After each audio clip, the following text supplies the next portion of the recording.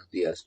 Namo Vishnupadaya Krishna Prestaya Bhutale Srimate Bhaktivedanta Swaminiti Namine Namaste Saraswate Deve Gauravani Prasarine Nirvisesa Sunyavadi Pashatya Deshatarine Jaya Sri Krishna Chaitanya Prabhu Nityananda Sri Advaita Gadadhara Rivasadi Gaura Bhakta Vrinda Hare Krishna, Krishna Krishna, Hare Hare, Hare Rama, Rama Rama, Hare Hare.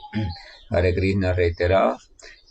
Por supuesto nuestra conexión por acá sí bastante dificultosa, así que va a estar intermitente, pero bueno, ahí vamos de la mano.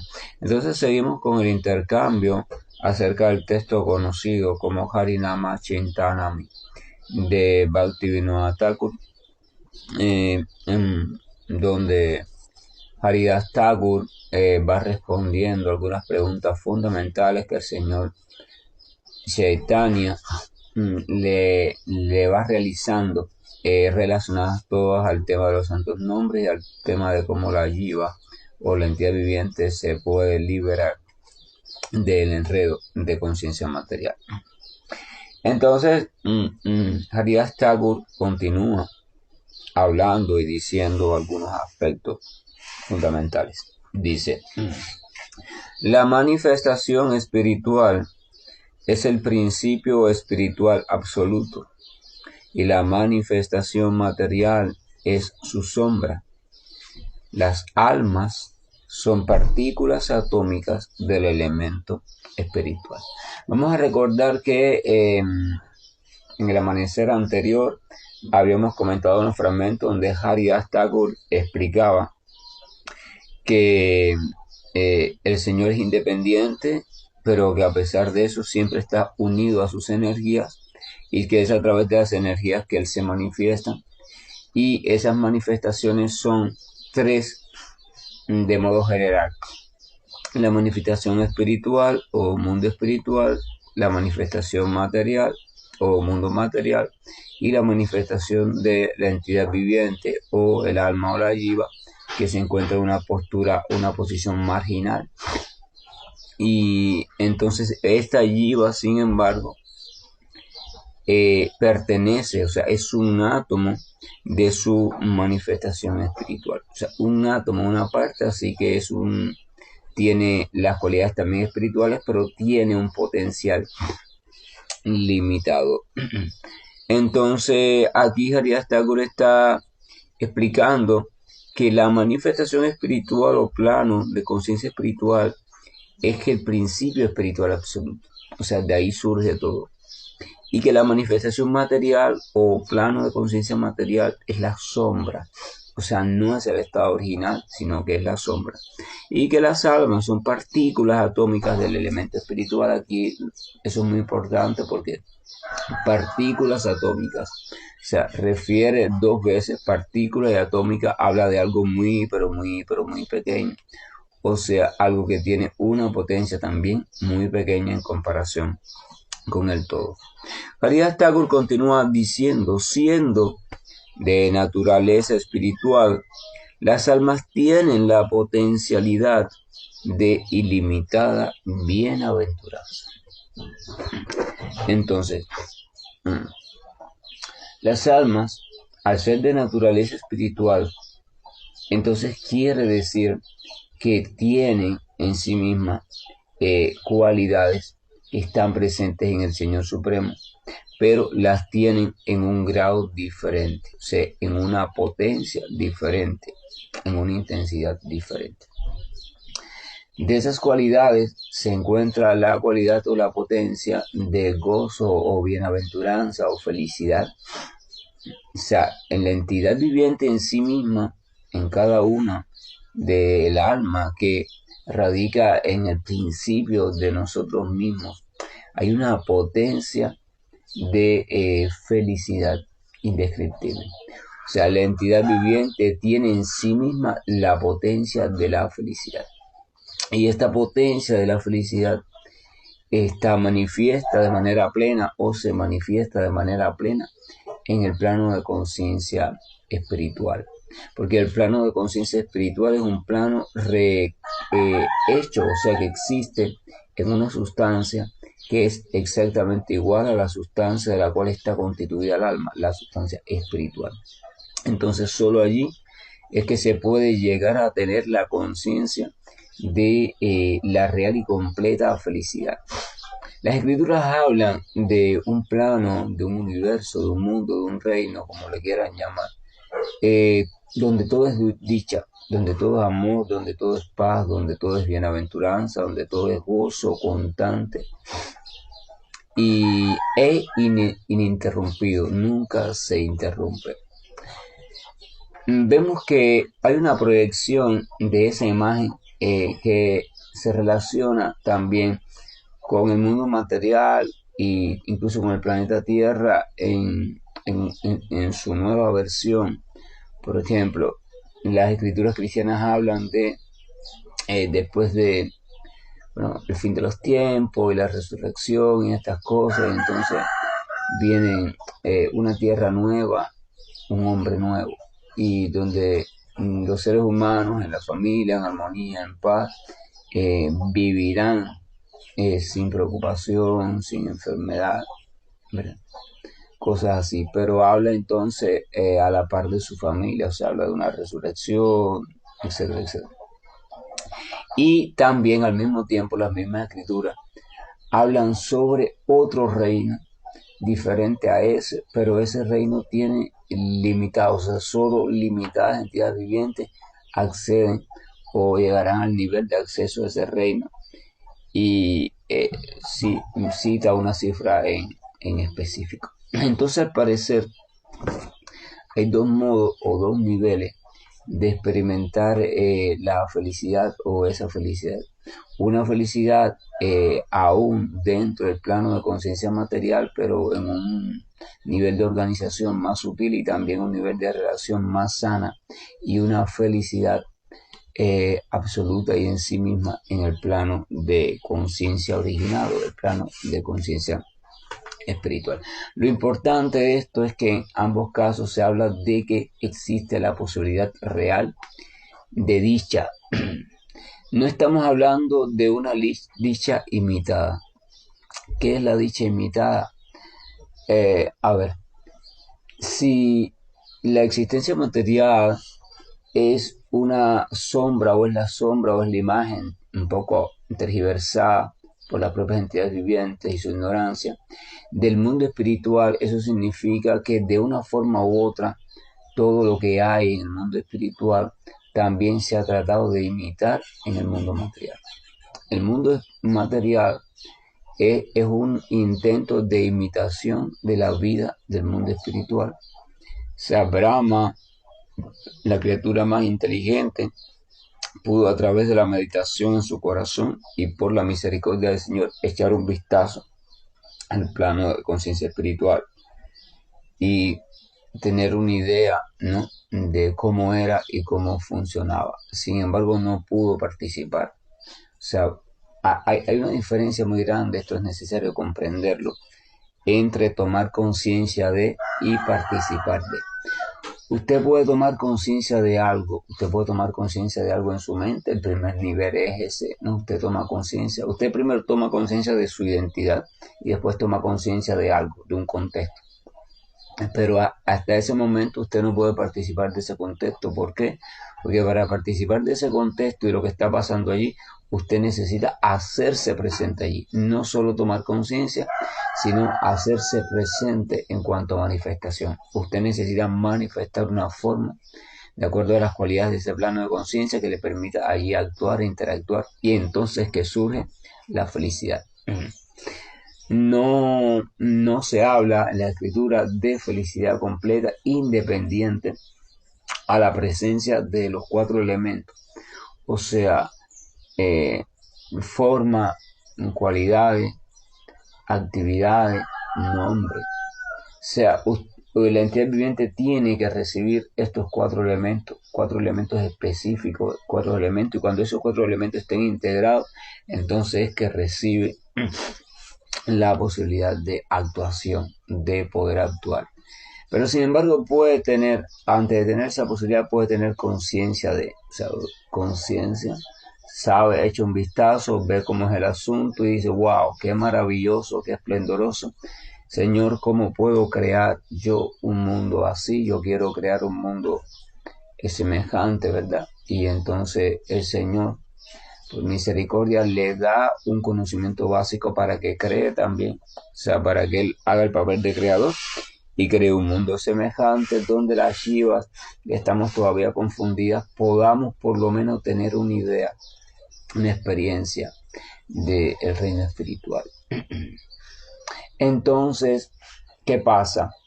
Como es una imagen o es una creación, no tiene nada original en sí mismo.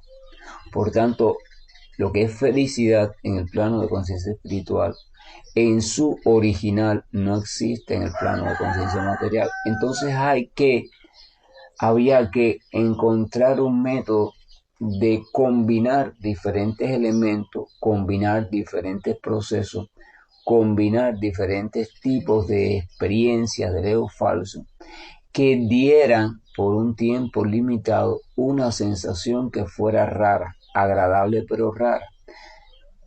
Esa sensación agradable pero rara, lo raro le hace que sea muy aceptada. O sea, cuando usted prueba algo, por ejemplo, un alimento que le resulta agradable, pero es raro de encontrar en ese restaurante y ese día lo elaboraron, usted dice, wow, esto es magnífico, esto es lo mejor, porque no solo es agradable, sino que es muy difícil de encontrar, es muy raro. Y cuando sucede, usted dice, wow, ya, este es el cielo, este es el paraíso, esto es la experiencia más grande. Entonces, la entidad viviente en su complejización de los elementos y la mezcla de elementos materiales con elementos ya que tienen cualidades o señales de vida, ¿verdad? Y otros elementos intermedios como las hormonas, la ferromona, cosas estas bioquímicas, células especializadas, va haciendo una combinación majestuosa que da como resultado un espectro determinado de aquello que llamamos felicidad. O sea, los llamados experiencias de felicidad en el mundo material realmente no son experiencias de felicidad directa, sino que son el resultado de otra combinación, pero más compleja, de elementos materiales que son percibidos como algo que no tiene comparación en este mundo y por eso le llamamos felicidad. Pero no es la percepción de la sustancia o de la cualidad felicidad en sí misma, de la potencialidad felicidad. De hecho, esa felicidad sea la que sea, después nos deja insatisfechos. En el momento usted está inundado, usted está inundado de todos esos procesos perceptivos, bioquímicos, fisiológicos, neuronales, etcétera, etcétera, y usted tiene un asomo de esa situación. Pero ese asomo se desvanece. ¿Por qué se desvanece? Porque depende de la mezcla de recursos limitados y esos recursos no van a poderse mantener todo el tiempo en la misma posición de interrelación, tienen que volverse a separar, tiene que cesar su flujo, tiene que cesar el clima, tiene que cesar, porque es imitado, no es original. Ahora, sin embargo, en el plano de conciencia original, la actividad en ese plano de conciencia da un resultado que no tiene límite, o sea, que es perdurable porque no hay tiempo. O sea, es eterno. O sea, es siempre dichoso, siempre feliz. En el plano espiritual todo es siempre constante y ahora, y todo al mismo tiempo. No hay nada que pasó antes y otra cosa pasó después, está sucediendo siempre. Todo está sucediendo siempre. No intente entender eso con el pensamiento lógico porque van a pasar dos cosas. O se va a arrebatar de la cabeza o simplemente va a pensar que es falso, que es mentira. Cuando uno intenta entender algo primero, desde primera instancia, desde un pensamiento, un enfoque diferente, le suena muy raro. Entonces eso puede sembrarle dudas, pero existe y todas las escrituras lo apoyan. Hay un estado de conciencia, hay un plano de existencia que es sumamente dichoso, supremamente dichoso, dichoso en sí mismo, eternamente dichoso y siempre, o sea, en cada momento está siendo dichoso. Y no solo dichoso, sino que está haciendo todo.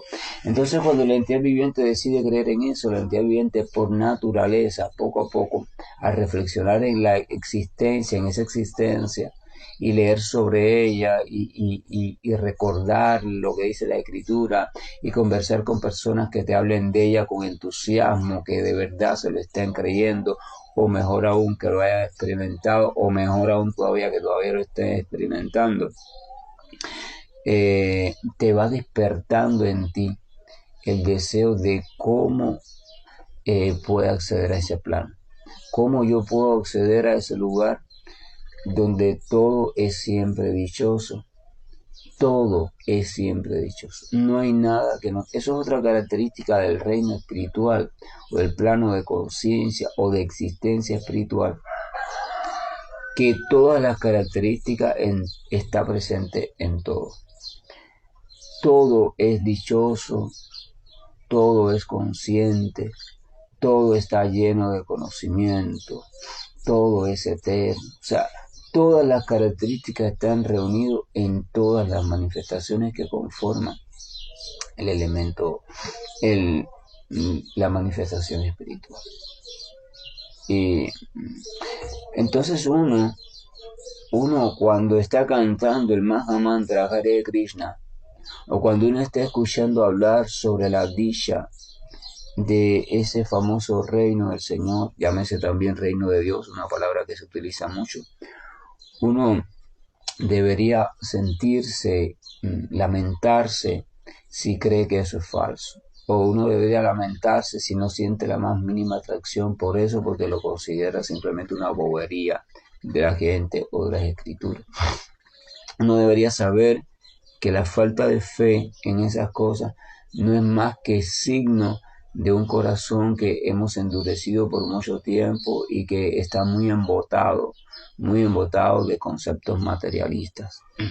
Entonces uno debería buscar asociación de personas muy iluminadas en el tema de la fe y pedirles por favor que les hable, que les cuente, que les narre, que les ayude a un poco descongelar y lanzar luz sobre su corazón. Uno debería anhelar eso, anhelar en su corazón, tener un poquito de luz, un rayito de luz, para aunque sea creer un poquito en que todo eso sí es cierto, porque ese anhelo, el anhelo es el principio de todo. Si usted no anhela, si usted no tiene la semilla del deseo, usted no alcanza, o sea, usted no logra, usted no llega, usted no experimenta, ¿verdad? Los planes que usted ha hecho en su vida han comenzado por un anhelo, por un deseo, un anhelo. A veces ese anhelo parece ilógico, a veces ese anhelo ha aparecido de pronto, a veces es cuestión de otra persona lo tiene y yo me contagié y bueno, lo desarrollo también en mí, pero siempre viene por un anhelo. Es el anhelo y el deseo de experimentar, de hacer realidad ese anhelo junto con porciones de voluntad, de persistencia, etcétera, etcétera, que la entidad viviente se encamina hacia, o sea, comienza el proceso de experimentación de algo.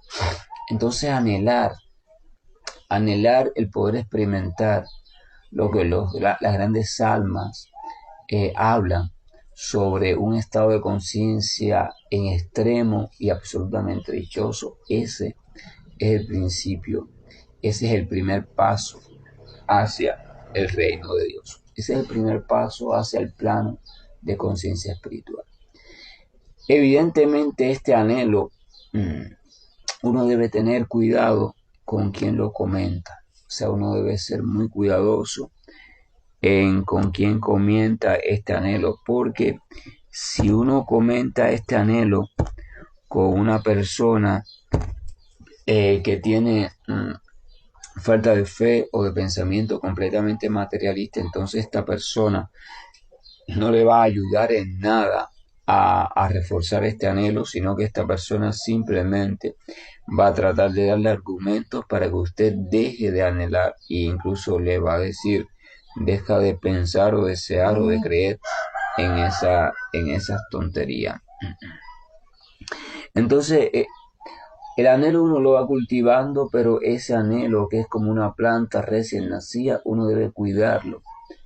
Y por eso se habla de cuidar a la planta joven, a la planta recién nacida. Entonces uno debe cuidarlo de las otras influencias, de ciertos argumentos, de ciertos estilos de vida, de ciertas prácticas diarias en nuestro pensar, hacer, actuar, etcétera, etcétera. Y uno debe ir buscando entonces qué es lo que es beneficioso para que ese anhelo siga fortaleciéndose de manera racional, de manera lúcida, y qué es lo que es dañino al crecimiento de ese anhelo. Entonces uno se va enfrascando en el cultivo de lo beneficioso y va eliminando aquello que es dañino. Evidentemente busca ayuda para que le ayuden en un principio a cultivar este anhelo. Y ese es el principio de conciencia de Krishna. Y así es como se va poco a poco desarrollando la plantita del Bhakti, que comienza con la semilla de la fe, y entonces esa fe da un poquito, se traduce después en anhelo, como una plantica, ¿verdad? Que va produciendo diferentes hojitas y va creciendo así, pero al principio siempre es muy débil. Hay que cuidarla mucho. Entonces cuando usted está cantando los santos nombres o usted esté escuchando sobre cosas relacionadas al reino de los cielos, no interesa si usted lo escucha cuando va caminando por la calle o si alguien le predica o si va caminando frente a un templo de un tipo dado, vamos a poner cristiano, que es los más presentes en Occidente, y usted escucha al pastor o al sacerdote o al como se llame, el guía, hablando sobre las dichas, las bienaventuranzas del reino de los cielos, entonces usted escúchele y deje que esa palabra le llegue al corazón, porque eso es agua fresca para ese anhelo. Y no solo escúchelo, sino después, en la medida de lo posible, recuerde lo escuchado. Entonces usted estará practicando servicio devocional, porque servicio devocional tiene 9 procesos básicos y uno de ellos es ese escuchar y recordar, o sea, es Ravana y es Marana, ¿verdad? Escuchar y después recordar lo escuchado. Pero no es escuchar y recordar cualquier cosa. Servicio devocional es solamente aquel escuchar y recordar que está vinculado directamente con el Señor Supremo y que hace poquito a poco acrecentar el anhelo por alcanzar al Señor Supremo, su morada, y desarrollar el estilo de vida del cual tanto hablan y recomiendan las escrituras, y el cual nosotros en lo más profundo de nosotros deseamos, porque en lo más profundo de nosotros toda entidad viviente está deseando un estado de existencia constantemente dichoso. Y ninguna entidad viviente en el fondo. Puede que una persona esté deprimida, una persona esté triste, una persona esté pasando por un proceso psicológico con un tinte un poco grisáceo, abigarrado, y entonces esté deseando morirse, esté deseando empeorar, esté deseando, no sé, esté deseando siempre cosas malas, pero eso debe saberse que es producto de la modalidad y mezcla de modalidades por la cual está pasando, y como está identificado en eso, ella piensa, cree, está deseando todo eso. Pero una vez esas nubes pasan, o se debe saber que detrás de esas nubes oscuras hay una entidad viviente que realmente lo único que está deseando y anhelando en el fondo, en su fondo, su estado verdadero, es ser por siempre feliz, ser por siempre dichoso. No hay ninguna entidad viviente que no esté anhelando ser siempre dichosa, estar en un estado de constante felicidad, porque ese anhelo es constitucional. El anhelo de la felicidad es constitucional. Esto significa que la entidad viviente no puede dejar de anhelar la felicidad, la dicha. Esto es importante porque uno se podría preguntar, bueno, si el anhelo es constitucional, entonces ¿por qué yo no estoy anhelando la dicha esa de la cual habla en la escritura? Oh, llevo mucho tiempo mezclado o mezclada con el pensamiento materialista, burdo y también el sutil. Así que debo de hacer lo posible por salirme de todas esas influencias.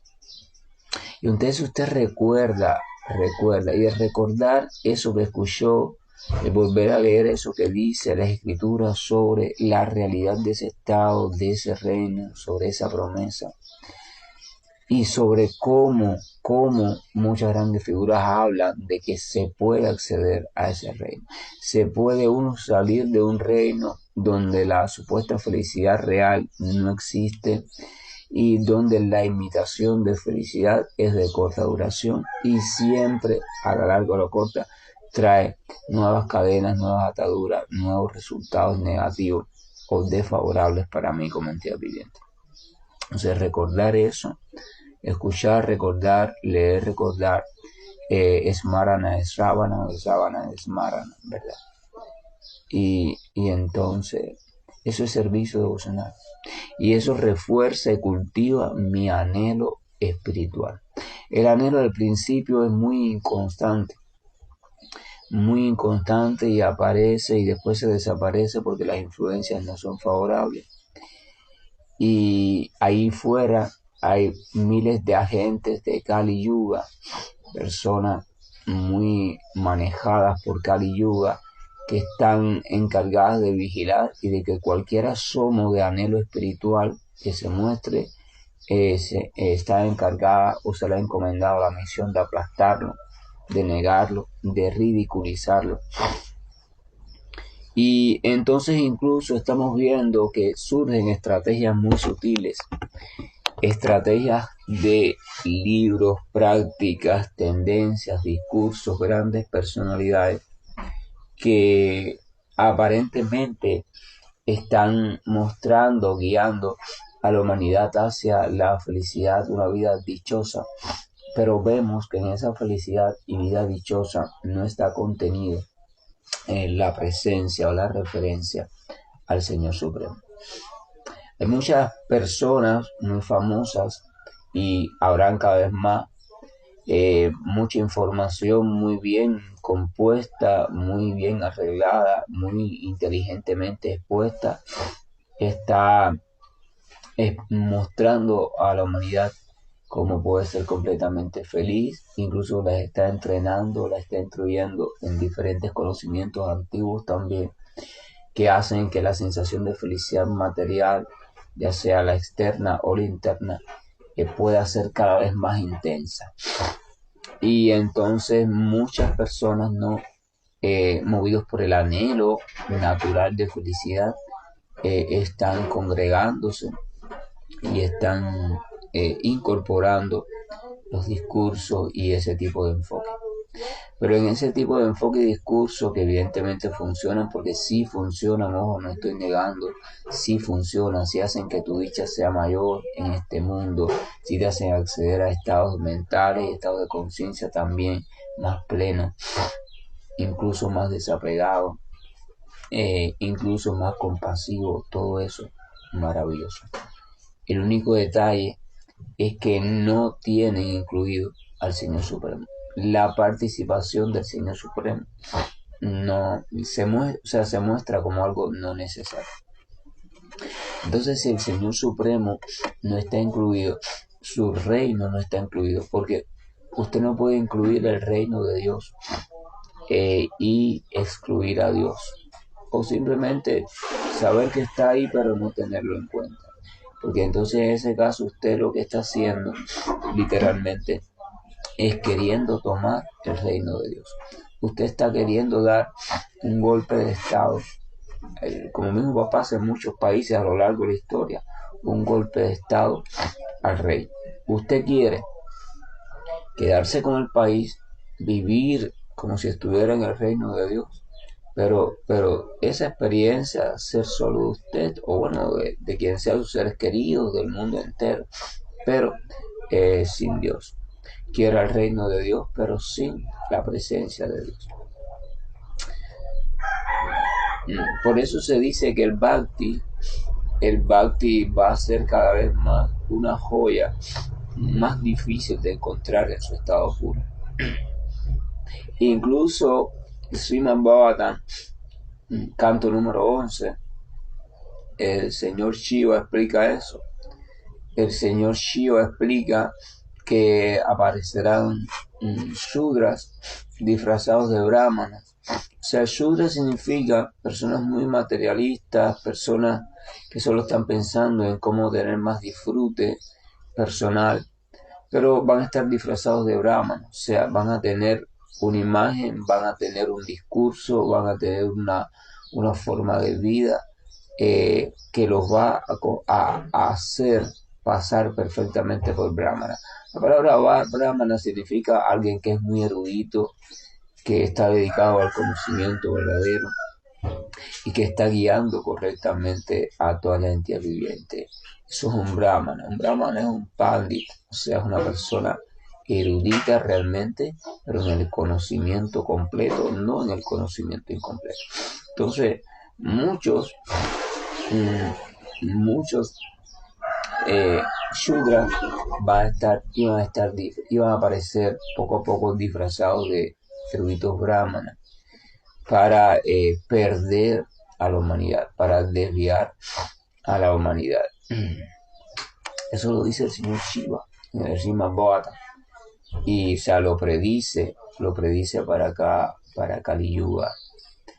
Se da una referencia muy bonita, una comparación muy significativa. Dice que a veces puede que un náufrago o unos náufragos perdidos en la noche en el océano, ellos no tienen por dónde guiarse, entonces siguen por las estrellas, que si aquella es la estrella polar, que si indica el norte, que si esto, que si aquello, ¿verdad?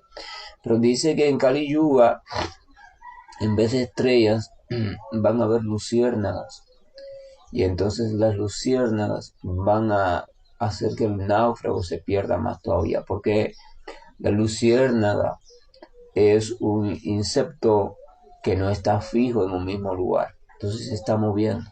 Entonces, si usted mira al cielo y hay luciérnagas, pero usted las confunde con estrellas, y usted identifica una luciérnaga, por ejemplo, con un grupo de luciérnagas con la osa polar, y usted dice, ahí está la estrella polar, la cola de la osa indica hacia el norte, entonces si remamos hacia allá vamos a llegar a tierra firme, y usted empieza a remar, pero usted no se da cuenta que eso que usted ha identificado como estrella no es más que una de las tantas luciérnagas que hay y se está moviendo. Esa luciérnaga se está moviendo muy lentamente. Entonces quiere decir que usted está yendo hacia un rumbo dinámico. Usted no está yendo hacia un rumbo fijo. Usted está yendo hacia un rumbo muy móvil. O sea, literalmente usted está desorientado o desorientada. Es una referencia que a mí me gusta mucho porque es muy clara. Y a veces pienso y reflexiono, ¿no?, en mi historia, en mi vida personal, en mis diferentes indagaciones y a veces me digo, ¿cuántas veces no fijé mis ojos, mi mirada en luciérnagas y entonces empecé a tomar rumbos determinados y no me daba cuenta que era luciérnaga, no eran estrellas? Las estrellas permanecen y dan una guía cierta y la luciérnaga simplemente desorienta. Entonces tenemos que aprender a distinguir las estrellas de las luciérnagas. Y tenemos también que aprender a distinguir la luna de las estrellas. Y tenemos que aprender a distinguir el sol de la luna. ¿Qué quiere decir esto? Es mejor seguir estrellas, por supuesto, que luciérnagas, porque las estrellas no se mueven, no desorientan. Pero es mejor seguir lunas que estrellas, porque también las escrituras explican que una luna es más valiosa que cientos de estrellas. porque la luna tiene una mayor intensidad de luz, por tanto puede no solo guiarte en la dirección, sino iluminarte el camino. Entonces hay personas que son estrellas, que están funcionando como estrellas, que son necesarias porque nos sirven para orientarnos. Pero hay personas que son menos todavía, que están funcionando como luna, porque no solo orientan, sino que iluminan, son como antorcha iluminadora. Pero hay personas más raras todavía, que incluso no son ni como lunas, sino que son como el sol. El sol tiene una diferencia con la luna. La luna no tiene luz propia, tiene luz reflejada y su intensidad es poca. La luna, por mucho que esté brillando, no es capaz de disipar la densidad oscura de la noche. Se ve más claro, pero no se ve completamente bien e incluso no se pueden percibir con claridad los colores, todo se ve grisáceo. Mientras que el sol, cuando el sol aparece, entonces la noche no puede permanecer y se ven todos los colores de la existencia. Entonces el sol, ¿verdad? De las luciérnagas hay que pasar a las estrellas a la luna, de la luna a llegar entonces a aquellas autoridades que sean como el sol, radiante. Krishna dice: yo soy el sol. Krishna es el sol por excelencia, que disipa la oscuridad de la ignorancia. Entonces anhelar esa vida dichosa, pero esa vida dichosa donde el Señor está incluido, que es el reino del Señor. Y no anhelar poseer ese reino, no anhelar que ese reino sea nuestro, sino que nosotros seamos de ese reino. Que nosotros despertemos nuestra conciencia como partículas, partes, entidades que anhelan habitar en ese reino. Esa es la joya de la escritura. Y la joya de ese reino está en el rasa. Rasa significa en una experiencia constante, en una degustación constante de dulzura plena. Felicidad significa que hay una experiencia. En la eternidad no hay una experiencia, no hay un gusto, no hay un sabor. La eternidad no tiene sabor.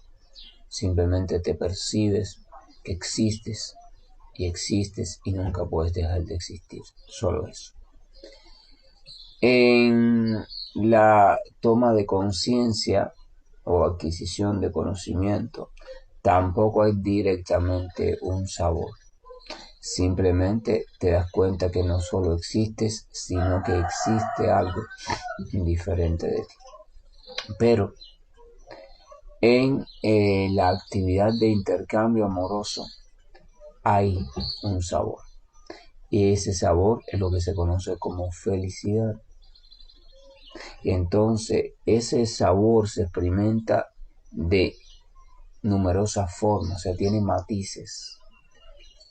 A veces usted prueba un plato, un dulce o un alimento, y hay veces que hay personas expertas que dicen: wow, qué divino está esto, porque cuando tú lo pruebas así en una primera instancia, es intenso, pero después sientes un sabor suave y por último te queda así un gusto a cualquier cosa, otro gusto que se va apagando así y te da una sensación. O sea, muestran variedad en el sabor. Sin embargo, usted toma un poco de azúcar en la lengua y dice: wow, qué dulce, y ya, dulce. Pero esa misma azúcar la prueba en un dulce que a usted le guste mucho, en una elaboración, un postre, y ese mismo azúcar, wow, ahora todo es superior, porque hay variedad. Entonces la variedad es la madre de la felicidad, se dice. Entonces el mundo espiritual, si es la fuente dichosa de plena felicidad, quiere decir que también es un mundo de plena variedad. Porque si en variedad no hay dicha plena posible. Entonces Dios es variedad, la energía espiritual es variedad. Si el mundo material es variedad, imagínense ustedes el mundo espiritual. Es completa variedad. No importa que las personas hablen de un mundo feliz sin Dios, o no importa que otros hablen de que Dios no existe, o no importa que otros hablen de que eso del reino de Dios es una tontería. No importa. Conserve en su interior el anhelo por la experiencia maravillosa de rescatar su posición relacional, constitucional, consciente y amorosa con el Señor. Anhele. Y para que ese anhelo crezca, escuche sobre el Señor, lea sobre el Señor, pero suave, suave, a su ritmo, pausado, pero todos los días. Propóngase que no pase ni un día de su vida sin que al menos una palabra, una frase sobre Él usted lea, algo que le guste mucho, o que le encienda ese anhelo de la promesa, o que escuche, o que haga. O sea, no deje que pase un día sin que usted haga algo relacionado con el Señor, sin que usted recuerde lo que se habla del reino del Señor, sin que usted anhele al Señor. Propóngase eso. Si usted logra proponerse eso y lo logra mantener, entonces usted estará seguro. Su curso, su camino, paso a paso, estará asegurado. Porque ese es el principio universal que conduce a la dicha del Señor. Es el intentar de recordar siempre al Señor y no olvidarlo. Entonces, si usted empieza por proponerse firmemente la idea de recordar, aunque sea 5 minutos diariamente al Señor, ese tiempo dedíquelo al Señor, dedíquelo a recordarlo, a anhelar, deje que los sentimientos broten, deje que su lamentación broten, porque a veces puede surgir la lamentación de wow, ¿por qué? ¿Por qué yo no siento nada? ¿Por qué yo no experimento nada? ¿Por qué, Señor, por qué soy tan opaca? ¿O por qué? Eso es genial. Reconocer eso y lamentar ese estado es maravilloso. Cuando uno lamenta el no poder sentir nada, el no sentir atracción por las cosas relacionadas a esto del reino de Dios, ese estado de lamentación es maravillosa, porque significa que uno está sanando, que uno se está purificando. Pueden brotar un dolor en el pecho, una profundidad hiriente, una lamentación, llanto, sollozo, y eso es genial. Se llama Anarta Nibriti. O sea, es la etapa donde uno se está purificando. Entonces el anhelo y la lamentación por no tener ese anhelo son señales muy buenas. Señales que las tiene que vivir usted en privado. Señales que solamente las debe compartir con devotos que las puedan entender bien y puedan ayudarlo. No las comparta con personas ateas. Trate de controlarlas, porque las personas ateas lo que van a hacer es tratar de destruir eso. En vez de ayudarlo en su proceso de sanación, lo van a empeorar. Es como un enfermo, le van a quitar el medicamento, le van a quitar el suero o le van a indicar un medicamento que no es el correcto. Que la gracia y el amor de nuestro Señor nos acompañe siempre. Que poco a poco el espíritu de amor por Dios vaya realizando en nuestro corazón todo el proceso necesario. Que a pesar de toda la cantidad de churre y de basura, de impedimentos que hemos colocado, escombros que hemos colocado sobre nuestro corazón, de todos los velos que hemos colocado sobre nuestra conciencia, a pesar de eso, el Señor desde su misericordia, mediante su energía de amor, vaya limpiando, aclarando, removiendo, descongelando, iluminando nuestra existencia. Porque sólo así es que podremos encontrar el rumbo cierto y sólo así es que podremos ir experimentando el calor creciente que produce la siempre dichosa experiencia de saber que amamos a alguien que es el Ser Supremo y el cual no tiene igual, no solo por su maravillosa fuerza, poder, inteligencia, etcétera, etcétera, sino por la maravillosa forma en que Él nos ama también a nosotros. Hare Krishna, buen día, y estoy finalizando la llamada. Hare Krishna, Krishna Krishna, Hare Hare, Hare Rama, Rama Rama, Hare Hare. Hare Krishna, Krishna Krishna, Hare Hare, Hare Rama, Rama Rama, Hare Hare. Hare Krishna, Krishna Krishna, Hare Hare, Hare Rama, Rama Rama, Hare Hare. Hare Krishna, Krishna Krishna, Hare Hare, Hare Rama, Rama Rama, Hare Hare. Hare Krishna, Krishna Krishna, Hare Hare, Hare Rama, Rama Rama, Hare Hare. Hare Krishna, Krishna Krishna,